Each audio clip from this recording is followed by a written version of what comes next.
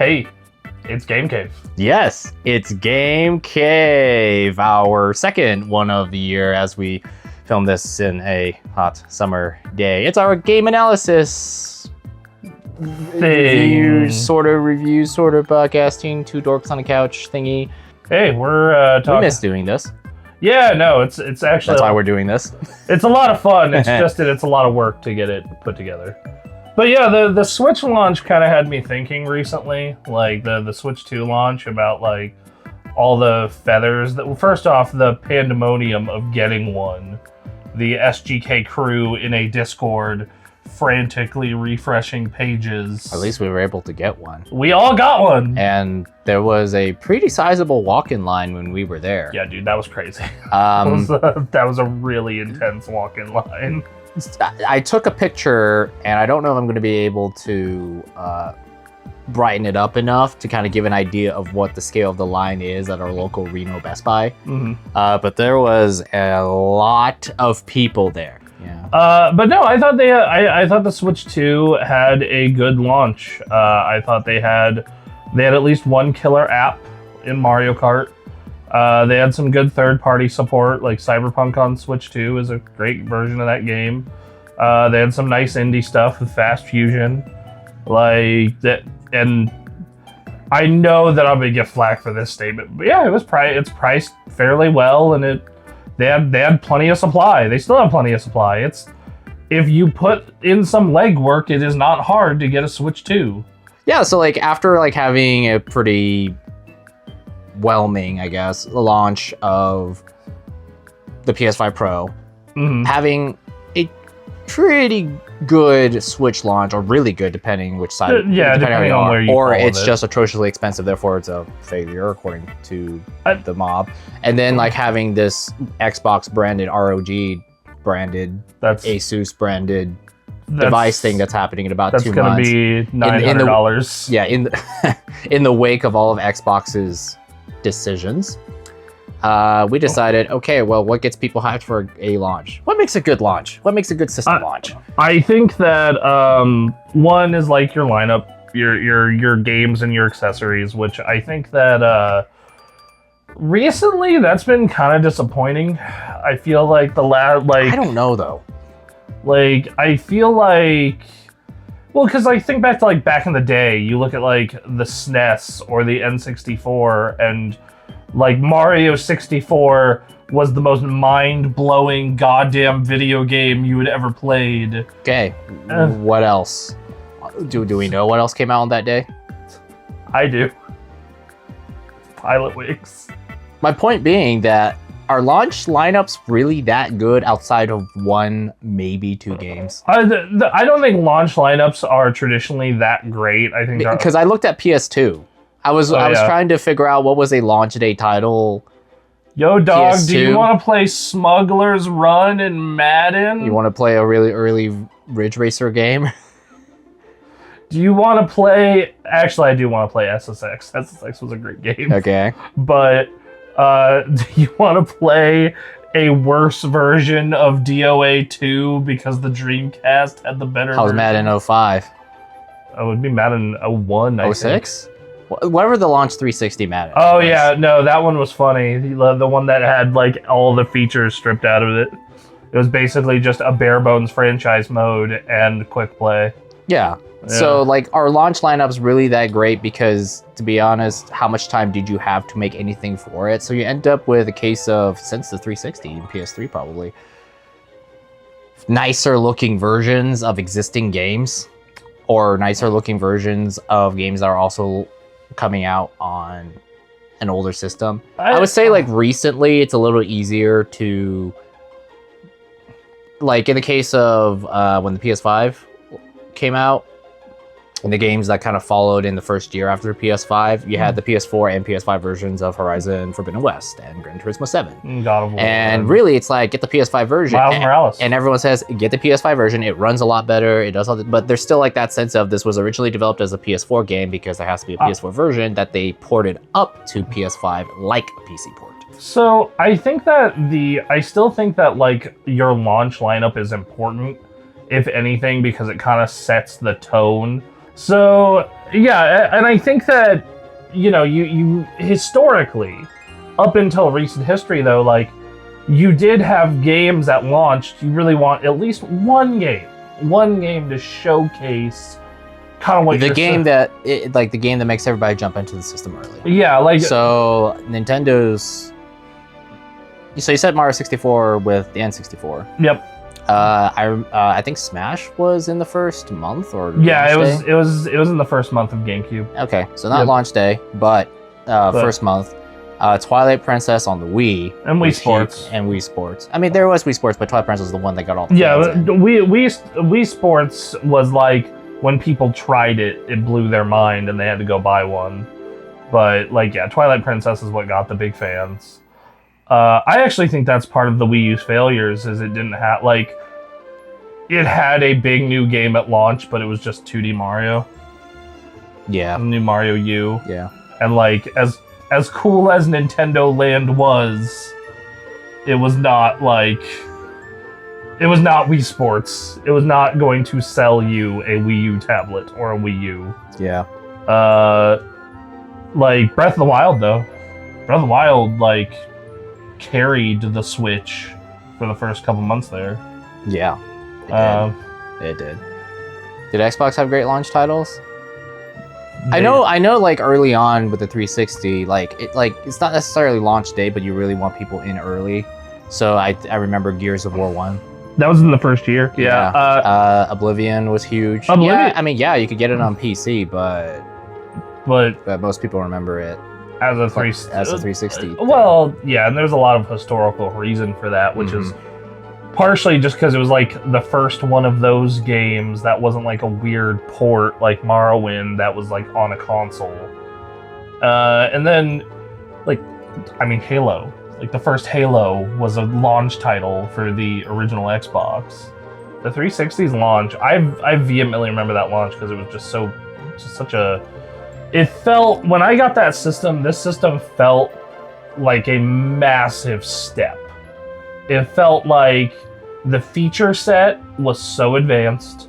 The games looked and ran, the 360 only games, I should say. Cameo.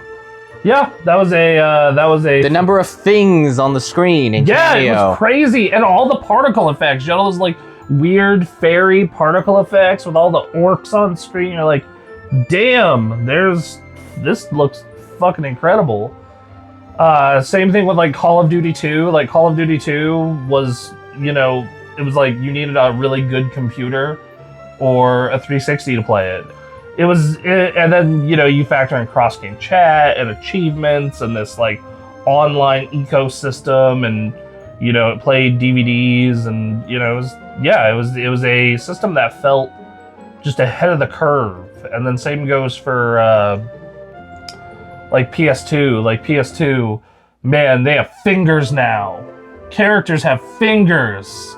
They have faces that don't have stickers for text for eyes and mouths. Yeah, and then that was a DVD player when DVD players were brand new and very expensive. It was an inexpensive DVD player. Yeah, that was a big part of why that thing got Trojaned into a lot of houses. Yeah, and I think that's something that I feel is often missing from, I guess, system launches today. I feel like the PS4 launch kind of started this trend of like, these games look better for sure. Like you look at Killzone Shadowfall, it looks and runs better than anything on the PS3. But you also look at it and go, okay, like this is not the biggest upgrade in the world. And then you go ahead and you look at PS5 with Demon's Souls, and once again, it's a big upgrade. It's obviously not going to run on PS4. But the marketing isn't quite.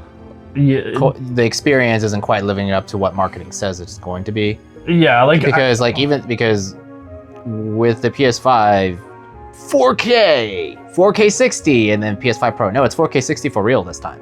4K. We just needed a pisser, but it's 4K 60 for real this time. And then like PS6 is gonna be like, no, we're really serious. This is actual 4K with they advertise ray tracing with PS5 and Series XS. Yep. Series X probably more like. Yeah. And it's like, no, the Pro ray trace is better, and then PSX is like, no, seriously.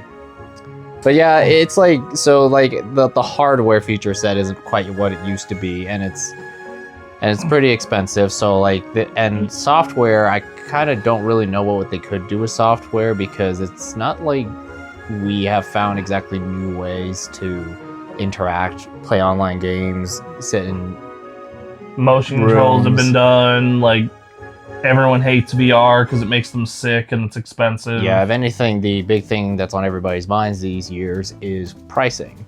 Is a feature set really worth it if the price is too high? Well, and I think no, and I think what you're going to see going forward, in my opinion, a system launch price, which nowadays is just the forever price because consoles don't go down in price anymore. They only go up at the moment. But yeah, so like so the launch price, now the forever price, is, I feel like most people have a limit of around $500 to $600. And this is just looking at what are the most popular handhelds, what are the most popular devices, sales-wise, and in my anecdotal personal circles. Most people I know, when it comes to their PC handheld, they bought the mid-range deck or the low-end deck, or the Z1 Extreme, or the Z1 Extreme version of the Ally, like not the Ally X, but the Z1 Extreme version on a Best Buy sale. Which, if you wait for a sale, you can get those as low as like $500. Okay. Most people I know don't own a PS5 Pro. They own a regular PS5 or a PS5 Digital Edition. Almost, you look at the Steam hardware survey, 4060, 3060, 7700 XT, like all sub $600 graphics cards. It just, when it comes to entertainment, most people cap out around $600. At least in the current market condition, the price is a huge deal. Because the thing is, like, when you're trying to provide better value for money, you're going to make sacrifices on performance, features. Like, you look at the Switch UI, and it's like there's not many features. It's very bare bones. It doesn't have a web browser. It does, like, heck, even a 3DS could use Netflix. You can only use. Weirdly enough, they only have access to YouTube and Hulu. Like, it's very bare bones, but they realize it's a games machine, and I think pricing is one of the most important factors when you're talking about the success of a console early in its life. Almost every single time that a competitor prices higher, and typically there's other gaffes that go with it, it ends up being the loser or having a hard time for a while. Like, you look at the Saturn was $100 more expensive than the PS1. The PS1 drubbed it. You look at the 360 and the PS3, same thing. For a long time. Pricing in general, N64 game cartridges. Yeah, very expensive. Game N64 cartridges were significantly more expensive than PS1 CDs. When you price it very expensive, and you know that's going to sell in low numbers, I can understand that. Yeah. If you are looking for 150 million sales, and you're going to price it at $1,000. Thinking that some market mania is going to continue, that might be misguided. Well, I think that, and I think Nintendo is very conservative in a lot of the ways they handle business and pricing. And part of the reason why, like, they are very obviously doing everything in their power to keep that system at $450. They are raising the price of the Switch 1. They are raising the price of accessories. They are just like, please. Sony was sort of playing that game too, because in ROW markets, they were raising prices everywhere else, and then 3 months later, rest of the world, rest of the world, for non-business inclined. Yeah, and then they did it to the US like about 2 or 3 months later. Yeah, because the tinfoil hat theory is that Sony was raising prices in ROW markets to subsidize the system in the US. Because the US is the biggest market. Yeah, because of the ongoing trade policies. You have this chance at your reveal and shortly after to make an impression. And then that is largely dictated by your pricing and the market around you. And the reputation going into it. And the reputation. And in the case of, I feel like part of the reason the Switch 2 in particular is doing so well is like people have a big, people love Switch 1. Switch 1 is It is fascinating because there is no shortage of reasons to not buy Switch 2. Yep. It is expensive. It is outdated hardware. Mario Kart's $80 if you can't get it with a bundle. Nintendo's business decisions. Yep. There's this list of maybe some of them very justified, some of them in a grayer area. But there's a lot of reasons for how you can choose not to buy a Switch 2 and be totally okay. Yeah. And I think what it ended up doing was made people realize, oh, there's a new Switch? Cool, I'll go buy one. Yeah, and I think a lot of that is because I don't think $450 is a bad price. And I think that, and I think there's just a lot of goodwill from Switch 1 because it had a great library and had a long life and it was affordable, and a lot of people have good memories and they want to carry it over the next thing. A lot of people played one. Yeah. And it wasn't like the Switch 1 was running on a sole gimmick like the Wii did. Yeah. Because you would think like with how much the Wii sold, the Wii U could just piggyback on that success early on. And it did not. It absolutely did not. But yeah, I think that your marketing conditions and, I think that another factor that has gone into, I'd say honestly, since at least the PS4, but if realistically dating back to the PS2 launch window being a thing. Launch window is super important. I think launch window, I think the Switch and now the Switch 2 have actually handled that perfectly. You look at the Switch 1 and every single month they had a release.